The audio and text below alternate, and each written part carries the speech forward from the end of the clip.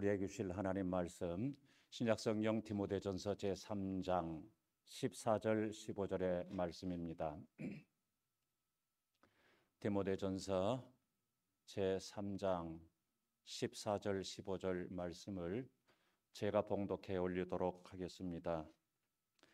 내가 속히 네게 가기를 바라나 이것을 네게 쓰는 것은 만일 내가 지치하면 너로 하여금 하나님의 집에서 어떻게 행하여야 할지를 알게 하려 함이니 이 집은 살아계신 하나님의 교회요 진리의 기둥과 터니라. 아멘. 기도하겠습니다. 하나님, 36년 동안 하나님의 은혜로 인도함 받았고 은혜 아니면 나의 나 된 것도 없고 우리 교회의 교회 된 것도 없게 되었음을 우리가 깨닫습니다. 지금까지 지내온 것이 하나님의 크신 은혜입니다. 앞으로도 하나님 은혜 가운데 살아가게 될 것입니다. 교회도 우리 자신들도 말입니다. 이 시간에 말씀을 통해서 깊은 깨달음을 갖게 하시고 영적 결단이 있게 하여 주시옵소서. 예수님 이름으로 기도하옵나이다. 아멘. 오늘은 1부 예배와 2부 예배의 그 메시지가 다릅니다. 본문도 다르고 메시지도 다르고 설교자가 다릅니다. 2부 예배는 오후 임직식 설교하실 목사님께서 설교를 오셔서 하시게 됩니다. 러시아의 유명한 작가로 알려져 있는 도스토옙스키를 우리는 너무나도 잘 알고 있습니다. 그분의 책을 읽었거나 읽지 않았거나 그분에 대해서 우리는 잘 알고 있습니다. 여러 가지 책을 남겼지만은 그 중에서도 우리가 잘 아는 죄와 벌, 그리고 카라마조프스키의 형제들, 그래서 위대한 작품으로 전 세계에 알려지게 되는 그 고전적인 소설이 됩니다. 그러나 이 도스토옙스키는 한때 그의 삶은 고난의 연속이었다. 어쩌면은 평안하다라고 하는 것은 거의 없을 그 말년에 약간 주어진 것 이외에는 거의가 어려서부터 고난의 연속이었다. 이렇게 말할 수 있을 것입니다. 신앙심이 아주 대단히 깊었고 자상했던 그 어머니는 남편의 모진 학대로 인해서 시달리다가 결국은 폐결핵으로 사망하고 말았고, 폭군이었던 아버지는 그 농민들을 얼마나 학대를 했던지 결국은 농민들이 반란을 일으켜서 그 잔인하게 살해당하고 마는 그 비극을 맞이하게 되었습니다. 18살 나이에 이런 아버지의 끔찍한 죽음을 도스토옙스키는 경험을 하게 되었습니다. 너무나도 큰 충격이었습니다. 여기에 대한 후유증으로 그는 간질병을 앓게 되었습니다. 그런데 그 간질병은 평생에 그에게 고질병으로 남게 되었습니다. 이렇게 되다 보니까 학교 생활도 대단히 우울했고, 그리고 자연히 그 속으로 이제 이 자기 자신을 이제 감싸서 오그라들게 되었고, 그리 되다 보니까 친구들에 의해서도 따돌림을 당하게 되었습니다. 그러면서도 다행히도 그는 문학에 대단히 심취를 하게 되었습니다. 문학에 심취했는데 다른 것에는 이제 그 취미를 잃어버리니까 다른 공부에는 이제 흥미를 갖지를 않았습니다.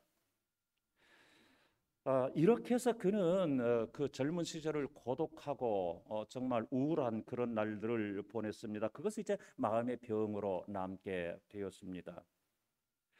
결국 도스토옙스키는 기독교를 혐오하게 되었고요. 철저한 무신론자로 자처를 하면서 살아갔습니다. 그는 사회주의 운동을 일으키게 되었고요. 이 사회를 바꿔버리라, 이런 야심찬 마음을 그 너무나도 그 내성적이면서도 그런 마음을 갖게 되었습니다. 그래서 이것을 위해서 비밀 조직을 결성하게 되었는데 결국 그것이 발각되어서 붙들려 체포돼서 총살령을 선고받게 되었습니다. 아, 순간 많은 그 회한이 그에게 일어났습니다. 내 인생은 이렇게 끝나는 것인가? 다시 한번 내가 내 인생의 삶을 시작할 수 있다면 정말 보람된 삶을 살 수 있을 텐데. 사형대에 묶인 도스토옙스키는 28년의 삶, 젊은 나이로 지나온 그 삶을 돌이켜보면서 후회의 눈물을 흘렸습니다. 사형 집행이 막 시작될 무렵에 한 병사가 말을 타고 흰 손수건을 흔들면서 쏜살같이 달려와서 외칩니다. 형 집행을 중지하십시오. 황제의 명령입니다. 그래서 극적으로 살아나게 된 이 도스토옙스키는 대신에 시베리아로 유배 생활을 떠나게 됩니다. 유배지인 시베리아로 가는 기차의 간이역에서 차가 멈추었을 때 한 여인으로부터 조그만 책을 하나 선물 받았습니다. 그것이 바로 신약 성경의 책이었습니다. 자신이 한때 혐오했던 기독교의 경전이었지만 이런 상황 가운데서 이런 극단적인 상황 가운데 놓여 있게 되자 그는 그 책을 자기도 모르게 소중하게 여기게 되었습니다. 수용소에서 가진 어려움 속에서도 그는 성경책, 신약 성경책을 계속해서 읽고 또 읽었습니다. 그리고 도스토옙스키는 거기서 하나님의 음성을 듣게 되었습니다. 그리고 예수 그리스도를 만나게 되었습니다. 평소에 그가 없다고 했던 하나님의 살아계심과 예수 그리스도를 그 입술로 고백하고 인정하게 된 것입니다. 그리고 그는 또한 이렇게 고백을 했습니다. 누가 내게 그리스도는 진리가 아니다 이렇게 증명을 한다고 하더라도 나는 그리스도와 함께 있고 싶다. 나는 예수 없는 진리보다도 차라리 예수와 함께 있기를 원한다. 이렇게 고백을 했습니다. 그리고 그런 신앙 고백의 정신으로 놀라운 걸작들을 남기게 되었는데 그 걸작들이 바로 프루의 명작인 좀 전에 말씀드린 그런 책들입니다. 올바른 신앙 고백의 힘은 이렇게 위대하다고 하는 것을 우리는 경험하게 됩니다. 교회는 바로 이런 신앙 고백 그리고 이런 말씀을 토대로 세워지게 됩니다.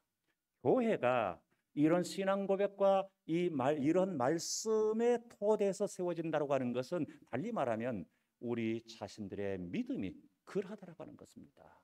성도는 그 말씀의 토대 위에 그리고 말씀을 받아서 내가 내 신앙으로 소화시켜서 내 신앙으로 숙성시켜서 고백하는 그 신앙 고백 위에 세워지게 되는 것입니다. 그것이 바로 나의 신앙이고 우리의 신앙이 되고 우리 교회의 신앙이 되는 것입니다.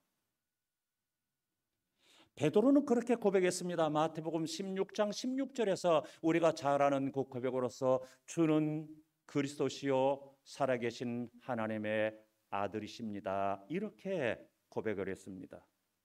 예수님께서는 이 고백이 너무 아름답고 너무 기특하고 너무 소중해서 이렇게 칭찬하셨습니다. 18절의 말씀 보면 이렇게 말씀하십니다. 내가 이 반석 위에 내 교회를 세우리니 이렇게 말씀을 하셨습니다. 자, 그러면 내가 이 반석 위에 내 교회를 세우겠다고 말씀하셨는데 여기서 이 반석은 베드로의 신앙 고백을 일컫는다라고 하는 것이 일반적인 이해입니다. 그러면 주는 그리스도시요 살아계신 하나님의 아들이라고 하는 이 고백은 그 말씀에 대한 고백이 아니겠습니까? 그러므로 반석은 말씀이고 말씀은 곧 반석입니다. 반석은 말씀이요 말씀은 곧 반석입니다. 그리고 그 반석인 말씀 위에 교회는 세워지게 되고 그런 의미에서 말씀이 없으면 그 교회는 진정한 교회라고 말할 수가 없다. 이렇게 단정적으로 말할 수 있을 것입니다. 그러므로 예수 그리스도를 구주로 믿는 그 교회는 바로 살아계신 하나님의 말씀 위에 세워지게 됩니다. 즉 우리가 그 살아계신 하나님의 말씀을 바로 믿는다면 우리는 바로 반석 위에 세워지는 존재가 된다라고 하는 말씀입니다. 오늘 본문 디모데전서 3장 15절 말씀 보면 이렇게 말씀하는 것을 우리가 듣습니다. 이 집은 살아계신 하나님의 교회요, 이렇게 말씀했습니다. 이 집은 무엇입니까? 교회죠. 이 집은 뭐냐? 살아계신 하나님의 교회다, 이렇게 선포하고 있습니다. 집이라고 하는 것은 거기에 누가 거하느냐에 따라서 그 가치가 결정되어지게 됩니다. 도둑이 우글거리면서 사는 집을 가리켜서 우리는 그렇게 표현합니다. 도둑의 소굴이다, 그렇게 말합니다. 그러면 하나님이 거하시는 집을 가리켜서는 무엇라고 말합니까? 그 하나님이 거하시는 집을 가리켜서 우리는 하나님의 교회다, 이렇게 말합니다. 그러면 우리 춘천 성산교회는 하나님이 계시는 교회라고 하는 것을 우리는 인정하게 됩니다. 하나님의 집입니다. 우리 교회당의 건물이 아무리 웅장하지 못하다고 하더라도 하나님의 생명이 여기에 있는 줄 우리는 믿습니다. 예수 그리스도의 십자가의 보혈이 우리 교회를 감싸고 있는 줄 믿습니다. 주님의 몸된 교회이기 때문입니다. 역대하 7장 16절 말씀 보니까 이러한 말씀이 있습니다. 이는 내가 이미 이 성전을 택하고 거룩하게 하여 내 이름을 여기에 영원히 있게 하였음이라. 내 눈과 내 마음이 항상 여기 있으리라. 너무나도 우리가 잘 아는 그리고 좋아하는 말씀이죠. 이는 내가 이미 이 성전을 택하여서 거룩하게 했다. 하나님이 이 성전을 택하여서 하나님이 이 성전을 거룩하게 하셨다라고 말씀하고 있습니다. 그뿐만 아니라 여기에 영원히 내가 내 이름이 있을 것이다. 영원히 내 이름이 여기에 있는 것을 내가 어떻게 증명하느냐? 언제나 내 눈이 이곳에 있고 내 마음이 이곳에 있게 된다라고 말씀하고 있습니다. 그러면 하나님은 이곳을 보고 계시고 하나님 마음은 여기 있는 것을 우리는 깨닫게 됩니다. 하나님의 눈이 이곳을 향하십니다. 하나님의 귀가 이곳을 향하시는 줄 믿습니다. 하나님의 마음이 여기 있다라고 하는 것입니다. 왜요? 우리 교회는 하나님이 주인이시기 때문입니다. 사람의 사람됨은 그가 어떤 옷을 입고 있느냐로 결정되는 것이 아닙니다. 그가 어떤 인품을 가지고 있느냐로 결정되어지게 됩니다. 얼마 전에 그런 기사를 읽었습니다. 어떤 청년이 이제 캐주얼 복장을 하고 차를 사고 싶은데 이왕이면 외제차를 사야 되겠다 해서 외제차 매장으로 갔는데 문 앞에서 딜러가 가로막다라는 거요. 이곳은 국산차가 아닙니다. 외제차 판매하는 곳입니다. 그러니까 들어올 수 없습니다. 그 청년이 그냥 섭섭했지만 돌아와서 가만히 생각하니까 너무 속이 상합니다. 그래서 본사에 항의하게 되었고 결국은 그 딜러에게 사과를 받아냈다고 하는데 이것을 또 방송국에 제보를 했습니다. 모 방송사에서 기자를 시켜서 이제 한번 가보았습니다. 정장을 깨끗하게 하고 3곳 내지 4곳을 돌려보니까 VIP 대접을 합니다. 아주 깨끗하게 대접합니다. 그 다음에 똑같은 사람이 이제 다른 캐주얼 복장을 하고 다시 방문을 했습니다. 얼굴을 알아보지 못하도록 하기 위해서 이제 좀 더 전혀 다른 어떤 그 헤어스타일을 했는지도 모르겠습니다. 그리고 갔더니 그 모든 매장들이 다 그를 박대를 하게 됩니다. 그러면은 똑같은 사람인데 무엇을 보고 그렇게 VIP 대접을 했고 무엇을 보고 그렇게 박대를 했을까요? 복장을 보고 입은 옷을 보고. 그러나 내가 어떤 옷을 입었느냐에 따라서 그 사람의 인격이 달라지는 것일까요? 결코 그렇지 않습니다. 하나님께서 사람은 외모를 보거니와 나는 중심을 본다라고 하는 말씀은 그러므로 너희들은 외모를 보아라 이런 말씀은 아닙니다. 그러므로 중심을 보는 눈을 가져야 된다라고 하는 그런 의미의 말씀이 아니겠습니까? 마찬가지로 생각하는 것입니다. 오두막 같은 교회라도 진정으로 주님을 믿으면 거기에 하나님의 눈이 거기 있고 하나님의 마음이 거기 있으리라 우리는 분명히 믿습니다. 아무리 의리한 교회라고 할지라도 거기에 말씀이 빠져버리면, 주의 생명이 없다면 그것은 하나의 종교 단체일 수는 있어도 살아계신 하나님의 교회일 수는 없습니다. 그러므로 모든 교회는 하나님의 생명이 있고 하나님의 말씀이 있는 살아있는 하나님의 교회인 줄을 믿고 우리 춘천 성산교회 역시 그런 줄 믿습니다. 오늘 본문에서 바울은 교회를 두 가지로 정의를 합니다. 첫째로는 하나님의 집이다 이렇게 정의합니다. 이 집은 하나님의 집이다. 여기서 하나님의 집으로 표현된 것을 원어적으로 보면 하나의 가족적인 의미를 가진 단어를 사용하고 있습니다. 그래서 하나님의 집이라고 했을 때는 대단한 일반 모든 사람들이 모이는 그런 집이라고 하는 의미보다도 가족을 나타내는 그런 의미예요. 가족을 나타내는 의미로 집이라는 단어를 사용하고 있습니다. 그러면은 가족의 의미로 사용되어졌다고 하면 바로 무엇을 우리가 생각할 수 있습니까? 가족의 아버지는 하나님 아버지시고, 그리고 성도들은 그 가족을 섬기는 청지기일 뿐만 아니라 자녀들이다라고 하는 것을 우리가 깨닫게 됩니다. 그래서 우리는 이 교회에 와서 아버지를 부르게 되고 아버지와 함께 교제하게 되는 줄 믿습니다. 교회가 그런 관계여야 된다고 하는 것을 우리에게 가르쳐주고 있습니다. 그 다음에 두 번째 또한 바울은 교회를 하나의 건물로 비유하고 있습니다. 진리의 기둥과 터는 건물을 이해할 때 기둥과 터를 이야기합니다. 그 건물로 이야기를 하고 있습니다. 이 가족과 성진이라고 하는 두 의미의 이미지를 통해서 바울은 교회의 정체성이 무엇인지를 우리에게 가르쳐주고 있습니다. 그러므로 집을 형성한 이 건물은 부모가 있고 자녀가 있다라고 하는 것입니다. 아버지 하나님이 계시고 그분의 가족이고 자녀인 성도가 있다라고 하는 것입니다. 그것이 바로 이 집이요 이 건물이라고 하는 것입니다. 그리고 그 건물인 그 하나님의 집 안에서는 서로 하나님 아버지와 교제, 성도 서로 간의 교제가 아름답게 이루어지고 있게 되는 것입니다. 그 교제는 약한 자를 서로 도우면서 다른 약한 자를 나보다 낫게 우대해주고 도와주고 배려해주고 각각 자기 일을 돌아볼 뿐 아니라 또한 다른 사람들의 일을 돌아보는 이것이 바로 아름다운 교제인 줄 믿습니다.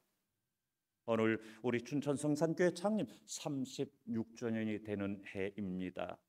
지금까지 지내오면서 저는 그런 생각을 합니다. 모든 것이 합력하여 선을 이루게 되는 것이고 하나님의 은혜다 하는 것을 깨닫게 됩니다. 바울은 고린도전서 15장 10절 상반절에서 이렇게 말씀을 하였습니다. 그러나 나의 나 된 것은 하나님의 은혜로 된 것이니 이렇게 고백을 했습니다. 그러면 사도 바울이 나의 나 된 것은 하나님의 은혜로 된 것이다라고 그렇게 했다고 한다면, 그러면 우리 교회 된 것 역시 하나님의 은혜로 된 것이 아니겠습니까? 사도 바울뿐만 아니라 여러분 된 것도 하나님의 은혜이고 우리 모두 된 것도 하나님의 은혜이고 우리 교회 된 것도 하나님의 은혜임을 믿습니다. 이것이 말씀입니다. 그래서 은혜 아니면 우리가 살아갈 수가 없습니다. 즉 우리는 은혜로 살아가는 존재들입니다. 우리에게 생명은 하나님의 은혜입니다. 교회 되는 것은 교회가 영적이기 때문입니다. 그래서 속세에 물든 심령들이 교회에서 씻김을 받고 새로운 도전을 받게 됩니다. 심령을 씻김 받아야 영의 눈이 밝아지게 되고 마음이 밝아져서 바른 판단력을 가지고 살아갈 수가 있습니다. 그러므로 교회는 세상에서 어두워지고 때묻은 몸과 마음을 씻는 곳이 교회입니다. 저는 며칠 전 새벽에 사사기서의 삼손을 묵상하면서 사사 삼손에 대하여 좀 끔찍스러운 그런 적용의 결론을 내렸습니다. 삼손은 그 특징이 무엇인가요? 나시린으로, 사사와 나시린으로 택함을 받았으면서도 막 살아버린 사람의 대표적인 것입니다. 하나님의 사명을 감당하기 위해서 그 힘을 능력 있게 사용할 수 있는 그 은사를 받았음에도 불구하고 그 은사를 자기 쾌락을 즐기는 데 사용한 대표적인 사람입니다. 삼손은 이렇게 가나안 문화와 블레셋 문화에 젖어서 살았습니다. 하나님이 주신 은사를 쾌락을 일삼는 데 사용하고 말았습니다. 결국 그는 세상 문화 속에 침몰되어서 살다가 두 눈이 뽑히고 말았습니다. 그러면서 저는 결론으로 이렇게 적용을 했습니다. 우리가 세상을 살아가면서 세상에 기웃거리는 것은 이 세상으로 인하여서 우리에게 달콤함이 주어지기 때문인데, 그러나 그 세상의 달콤함은 결국에 우리의 영의 두 눈을 뽑아버릴 것이다. 여러분 그렇지 않겠습니까? 삼손은 바로 그 때문에 육신의 두 눈을 뽑힘받고 말았습니다. 이 세상 사람들이 우리의 육신의 눈을 뽑겠다고 달겨드는 사람은 아무도 없습니다. 그러나 세상의 달콤함 때문에 우리의 영의 눈이 뽑혀버린단 말입니다. 그래서 우리는 영적 분별력을 상실해버리고 영적으로 어두운 가운데 살아갈 수밖에 없는 그런 비극을 스스로 초래하게 되어서 사는 것이 오늘날의 우리들의 모습이 아닐까 하는 그런 안타까운 생각을 갖게 됩니다. 성도님들, 우리는 세상 속에서 살아갑니다. 세상의 달콤함에 젖어 살 때도 있습니다. 그러나 우리는 언뜻 그럴 때 하나님의 말씀을 생각해야 됩니다. 교회를 위해서 피 흘려서 세우시고 이곳을 통해서 우리가 정말 그리스도의 보혈로 구원받아 살기를 원하시는 그 주님을 생각하실 수 있어야 됩니다. 그래야 세상에 침몰당하지 않게 됩니다. 여러분, 우리가 세상에 침몰되면 말씀드린 대로 좀 끔찍하지만 영적인 두 눈이 뽑혀버리고 말게 될 것입니다. 아무것도 보지 못하는 그런 영적으로 그런 삶을 살 수밖에 없을 것입니다. 이제 다시 주님 말씀하십니다. 마태복음 16장 18절에서 다시 그렇게 말씀하는 것을 듣습니다. 내가 이 반석 위에 내 교회를 세우리니. 주님이 교회를 세우신다고 하셨습니다. 주님이 세우십니다. 내가 이 반석 위에 내 교회를 세우겠다. 주님이 세우시겠다고 하는 것입니다. 누구의 교회를? 내 교회를 내가 세우겠다 말씀하고 있습니다. 그러므로 우리 춘천성산교회는 주님의 교회고 주님이 세우신 교회인 줄 믿습니다. 이 교회를 세우신 이는 하나님이시요, 이 교회를 지키시는 이도 하나님이시요, 이 교회를 인도하신 이도 하나님이시요, 이 교회를 발전시키는 이도 하나님이시요, 이 교회를 든든하게 하시는 분도 하나님이시요, 보호하시는 이도 하나님이심을 우리는 분명히 믿습니다. 왜냐하면 그분의 독생자의 피값으로 지불하시고 사셔서 세우신 춘천성산교회이기 때문입니다. 그러면 아무리 삶이 어렵고 아무리 힘들다고 하여도 역시 하나님이 세워 나가실 줄 믿습니다. 결국은 모든 것이 합력하여 선을 이루게 하실 줄 믿습니다. 왜냐하면 주님이 세우신 주님의 몸된 교회이기 때문입니다. 36년간 어려운 이 시대 속에서도 은혜 가운데 지키시고 인도하심을 감사드립니다.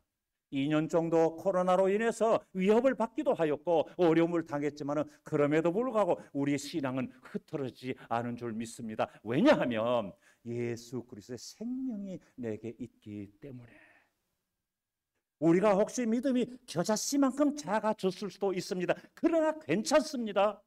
이 겨자씨만한 믿음이 있다면 이것이 심겨져서 큰 나무가 되듯이 우리의 믿음은 그런 역사가 있는 믿음으로 자라가게 되고 그렇게 자리매김하게 될 줄 믿기 때문입니다. 하나님이 이루십니다. 하나님이 역사를 만드실 것입니다. 성령께서 일하시는 교회입니다. 하나님이 도우실 것입니다. 우리는 그 하나님과 함께 성령의 의지에서 우리는 나가면 되는 것입니다. 그것이 은혜입니다. 힘들어도 힘을 내시기를 바랍니다. 낙심될 만한 일이 있을 때 힘을 내시기를 바랍니다. 우리가 이 보배를 질그릇에 가지고 있기 때문입니다. 이제 끝으로 주님은 마태복음 16장 15절에서 이렇게 물으십니다. 너희는 나를 누구라 하느냐?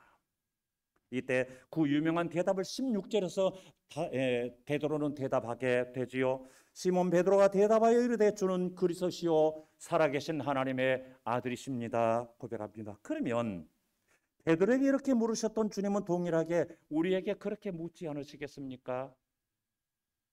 너희는 나를 누구라 하느냐 그렇게 묻지 않겠습니까? 그러면 주님의 음성을 대신하여서 제가 여러분들에게 묻겠습니다. 여러분들은 예수님을 누구라고 하십니까? 여러분은 예수님을 내 중심에서부터 누구라고 고백하십니까? 성도님들, 교회를 통해서 세상 문화 속에 물든 우리의 영혼과 우리의 눈을 하나님의 말씀과 성령의 은혜로 씻어 나가야 하지 않겠습니까? 교회를 통해서 말입니다. 하나님의 몸된 교회이기 때문에, 주님의 몸된 교회이기 때문에, 주님의 피값으로 세우신 교회이기 때문에, 피는 곧 생명이고 생명은 곧 피니까, 그러면 피값으로 세웠으면, 피 흘려서 세우셨으면 여기에 그리스도의 생명이 있는 까닭에 말입니다. 뿐만 아니라 더 나아가서는 피곤한 하루 일과를 마치고 집으로 돌아가서 평안하게 안식을 취하듯이 교회에서 진정한 평안함과 진정한 쉼을 얻는 살아계신 하나님의 춘천성산교회 될 수 있기를 축원합니다. 기도하겠습니다. 거룩하신 하나님, 이곳에 동참한 모든 심령들에게 하나님의 새 힘과 하나님의 위로와 하나님 은혜로 임재하여 주시옵소서. 힘들고 어려울 때 이곳에 오므로 말미암아 위로받고 힘을 얻게 하시고, 어려운 문제가 있을 때 해결받게 하시고, 하나님이여 연약해질 때 새 힘 얻게 하여 주시옵소서. 몸된 춘천성산교회에서 그러하게 하여 주시옵소서. 예수님 이름으로 기도합니다. 아멘.